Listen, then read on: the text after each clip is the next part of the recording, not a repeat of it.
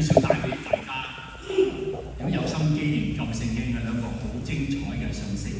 第一個咧就係我成日都講嘅 typology 啊，預表論啊、預象論啊，舊約新約嘅對表。第二個咧又係我哋神修方面嘅，我唔知大家有冇聽過呢個叫做神位，聽過未啊 ？Constellation。第二個係咩啊 ？Desolation 係神夫啊相對，哇！成篇聖經好精彩啊！就係喺婦人同耶穌講之前咧，佢去到個井嗰時得唔到任何嘅安慰，所以好心急，即係好唔舒服，日日係咁，但係好悶啊！但係耶穌一路改變佢嘅時間咧，一路帶佢咧，佢開始由聖神充滿佢嘅心，由神夫變為咩啊神位啦。所以如果大家翻去睇啦，好精彩嘅，所以讀成篇係好好嘅。咁你今日嘅福音咧，亦都帶到我哋一個好普通，但係亦都好唔普通嘅地方，就係井啊！聖經好多時都係發生喺井裏邊嘅，婚姻盛事喺井裏邊嘅，雅各伯提啦、以撒計劃等等。呢個井係咩井啊？係每一日佢哋都要嚟擔水嘅井，日日如是啊！但係喺呢度攞完井，亦都冇乜期待嘅生活，好枯悶嘅。所以呢個就係頭先所講嘅神夫。而喺呢度裏邊咧，耶穌就主動向撒瑪利亞人開口話，不停咁樣用一句説話改變佢嘅生命。耶穌話咩？請給我一點水喝。呢個亦都係帶翻佢去神位啊！嗱，喺今天嘅讀經一咧，就係出自呢個出谷記嘅。嗰啲以色列子民咧喺曠野中好口渴啊！佢哋喺度抱怨、爭論，甚至到質問話咩啊？上主究竟喺唔喺我哋中間咧？嗱，呢個唔係單單係佢哋嘅身體個渴啊，而更加係信德望德個渴，係安全感嘅渴，更加係望德中嘅掙扎。呢個亦都好多時反映喺我哋實際嘅生活之中。當我哋遇到不如意嘅事發生嘅時候，我哋都會發出痛苦同埋呻吟啊，問天主啊，主啊，究竟你係咪喺我呢個現在嘅生活中間咧？但係喺逆境中啊，其實天主冇離開我哋㗎，而係暗暗地裏邊咧同我哋一齊行㗎。所以神夫就係天主同我哋行嘅時候啊，又要我哋學要乜嘢啊？好似保祿宗徒話，學到磨練生忍耐，忍耐就生老練，老練就生望德，望德不叫人無修呢種嘅修練嘅。喺曠野裏邊啲百姓好口渴，而家井旁嘅婦人又係口渴對照。其實我哋每個人都喺度渴啊！呢個正好呼應《若望福音》中嘅婦人嘅生命嘅經驗啊！唔係佢唔口渴，只係揾錯井啫，井喺度就揾錯咗井啦，即係揾錯咗個目標啊！天主冇因百姓嘅抱怨而轉身離開佢哋，佢分配梅瑟擊打磐石，啲水就流咗出嚟。教會從一開始就明白呢個唔係一個偶然嘅奇蹟，喺四旬期裏邊，唔係只係提醒我哋要更加努力，更加邀請我哋讓基督進入我哋真正口渴嘅地方，我哋去尋找一個真正嘅井。聖保祿宗徒講得好啊，佢話嗰個擊打第一篇嘅擊打磐石，保祿宗徒話新舊約對證啊，就攞嗰個磐石就係基督，嗰個被擊打嘅磐石亦都係預表啊，將來喺十字架上被刺透基督，喺佢嘅肋旁流出血同埋水啊！呢個更加係預表咗洗禮同埋聖體嘅傳源啦。嗱，保祿宗徒喺第二篇嘅讀經書中咧，佢講過話咩咧？為義人死嘅係罕有嘅嘢，為善人嘅或者有敢死嘅，但係基督喺我哋仲係罪人嘅時候，就為我哋死咗嘅。呢個證明天主點樣愛我哋。天主唔係等我哋人完全相信佢先至施恩俾我哋，而係喺我哋最軟弱、好口渴嘅時候先俾水我哋。耶穌對個婦人話咩？你講得對啊，你冇丈夫啊嘛。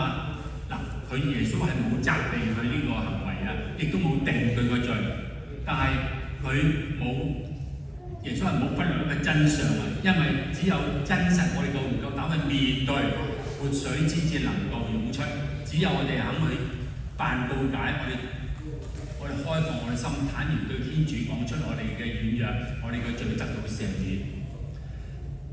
嗱，耶穌喺井旁，佢冇先指責嗰個婦人話咩？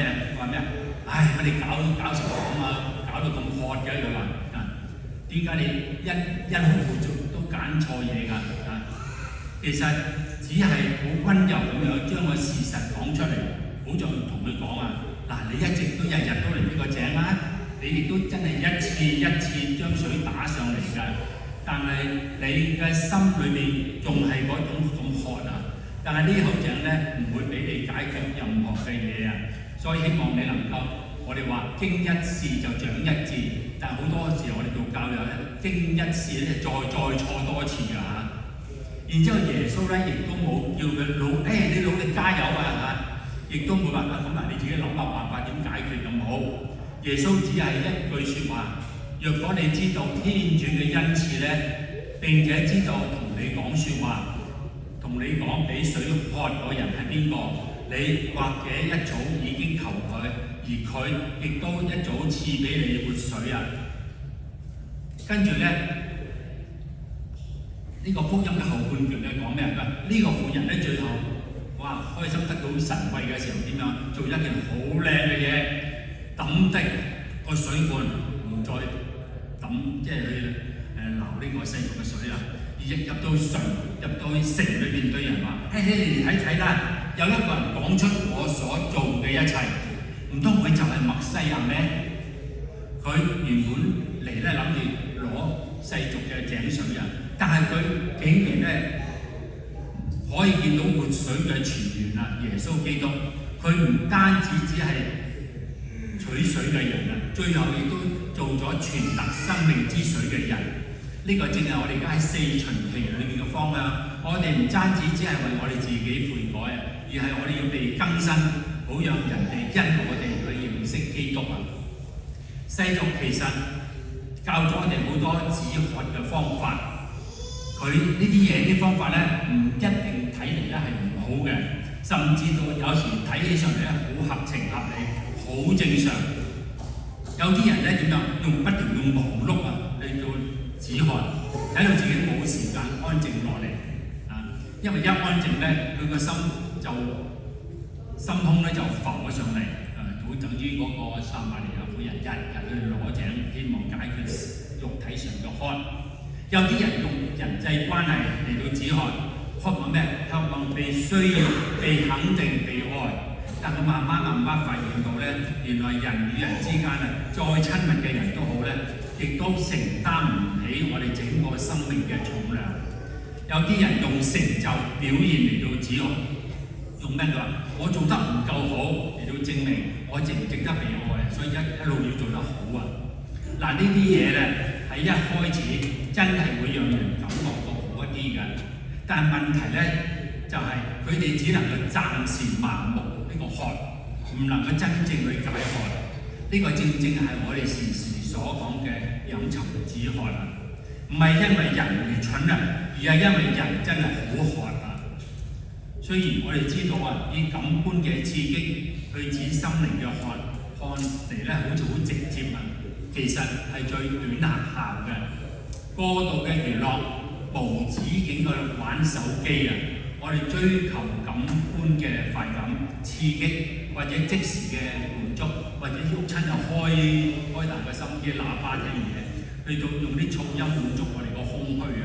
我哋用忙碌去逃避孤單，但係問題唔係在於享受嘅本身，而係喺當人只淨係呢啲嘢嚟到支撐自己咧，嗰啲渴只會不停咁加深。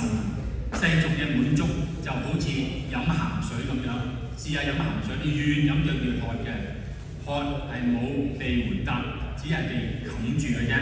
嗱，只有天主先至能夠真正解除我哋嘅心靈嘅渴，使到我哋內心能夠釋然。耶穌唔係嚟羞辱我哋個渴啊，而係嚟將我哋從錯嘅井旁帶翻去真正嘅泉源，就好似帶翻呢個撒瑪利亞婦人喺個井帶翻去真正泉源嘅井。嗱，聖奧斯定有一句名言，佢話咩啊？喺懺悔錄第1章，佢話：我心不安，直到安息於你啊！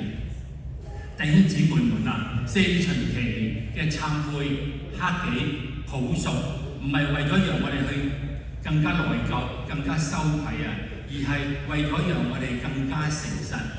我哋真正學係乜嘢啊？我哋一直攞啲乜嘢嚟解學呢？就正如一首詩，佢話：進入尋春不見春啊，芒鞋踏進嶺頭雲。歸來偶過梅花下，春在枝頭20分。